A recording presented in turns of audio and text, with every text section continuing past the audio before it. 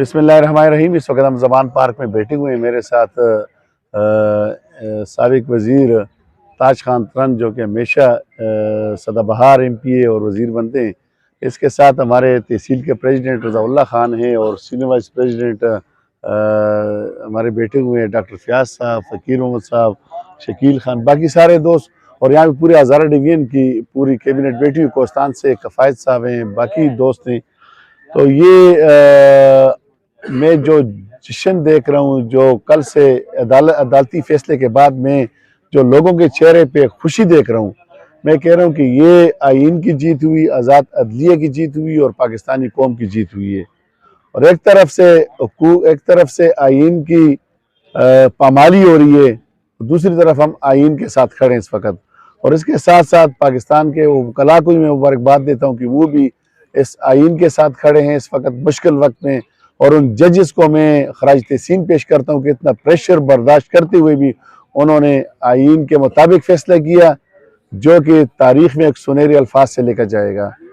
ये पूरी कौम का ये एक मुतालबा कि सिर्फ इलेक्शन करो और 90 दिन के अंदर अंदर इलेक्शन कराना इन पर लाजम है, चूँकि हमारा आइन कहता है कि 90 दिन के अंदर इंतखाबात। और ये अभी आइन शिकनी कर रहे हैं और जो भी आइन को तोड़ेंगे इनके खिलाफ आर्टिकल 6 लगने वाली है।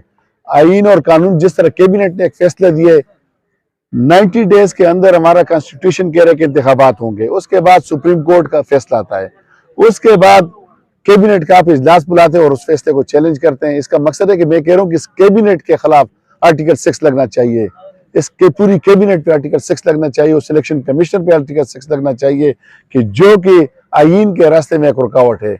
उस आइन के साथ और इस जजेस के इस फैसले के साथ ये 22 करोड़ आवाम खड़ी है। और अल्हम्दुलिल्लाह हमारे पूरी हज़ारा की क़ियादत, फिर मनसेरा से रज़ाउल्लाह खान हमारे सदर हैं और यकीन करेंगे कि इतने स्ट्रांग पोजीशन से अपना केस लड़ रहे हैं। अपनी तहसील से तीसरी दफ़ा अपने दोस्तों के हमरा जब भी बुलाते हैं अपने लोगों के साथ आ जाते हैं। इस तरह ताज खान है, अपने लोगों के साथ सारे यहाँ पे अपनी पूरी कैबिनेट को लेके आ जाते हैं। हमारे सारे पूरे हज़ारा डिवीज़न के कोस्तान के दोस्त हैं या बाकी अब्टाबाद हरीपुर के हैं, तोरगर के हैं, हमारे 8 अजला और 8 अजला की मुकम्मल। और इस दफ़ा इन्होंने रिकॉर्ड कायम किया कि ये जब से खान ने काल दिए तो ज़मान पार्क में सबसे ज़्यादा लोग आपको हज़ारा डिवीज़न के नज़र आते हैं।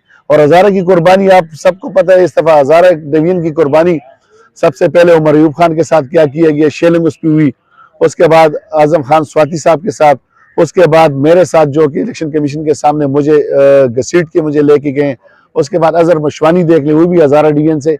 ये कुर्बानियाँ कभी भी रहेगा नहीं जाती हैं और इंशाल्लाह ये हज़ारा नहीं पूरा पाकिस्तान इमरान खान के साथ खड़ा है। और एक बहादुर लीडर जो कि इस कौम को मिले, अगर हमने इस लीडर की कदर न की तो हम आने वाले जो नस्लें हैं उनके मुजरिम ठहराए जाएंगे। इसलिए हमें इमरान खान के साथ खड़ा होना है जिस तरह हम खड़े हैं, और पूरी कौम को निकलना पड़ेगा ताकि हम आज़ाद रियासत जो हमारी ख्वाब है, आज़ाद रियासत, मदीने की रियासत और आज़ाद खारजा पॉलिसी हम पाकिस्तान में कायम करेंगे। और जब तक हम आज़ाद खारजा पॉलिसी अपने हाथ में नहीं लेंगे, जब तक हम इस मुल्क को मुकम्मल तौर पे अमेरिका से आज़ाद नहीं करेंगे, IMF से आज़ाद नहीं करेंगे, उस वक्त तक ये जो आटे की लाइनों में लोग जलील ख्वार हो रहे हैं और लोगों की बेतुकीरी हो रही है। तो मैं इमरान खान की पूरी क़यादत इसकी शदीद अल्फाज मज़म्मत करती है और इंशाअल्लाह आने वाला वक्त फिर पाकिस्तान तहरीक इंसाफ का है और नया पाकिस्तान इंशाअल्लाह बनने जा रहे हैं।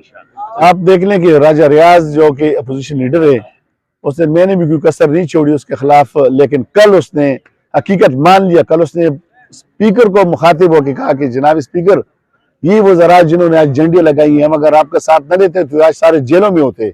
देखिए अपोजिशन लीडर जो कि उनका अपोजिशन लीडर, उनका बनाया हुआ अपोजिशन लीडर है, उसने कल इस फ्लोर ऑफ असेंबली पे कहा है कि अगर हम इनका साथ न देते तो ये आज सारे जेलों में तो मुजरिम जाते हैं, क्यों डाकू जाते हैं। और ये वाकई डाकू, इन्होंने पाकिस्तान को लूटा है और इनको एक दफा पाकिस्तान की कौम के सामने खड़ा होना पड़ेगा, इनको अल्लाह की अदालत में खड़ा होना पड़ेगा और जवाब देना पड़ेगा। जो कि 45 लोग हमारे इस वक्त आटे की लाइनों में शहीद हुए हैं, ये इंशाल्लाह वक्त दूर नहीं है कि इनको इसका हिसाब देना पड़ेगा। इंशाल्लाह इनके हिसाब लेंगे इंशाल्लाह, क्योंकि इलेक्शन के हवाले से रेफरेंस दायर हो गया और इसी के साथ साथ इंशाल्लाह हमारे खैबर पख्तूनख्वा के इलेक्शन भी होंगे इंशाल्लाह।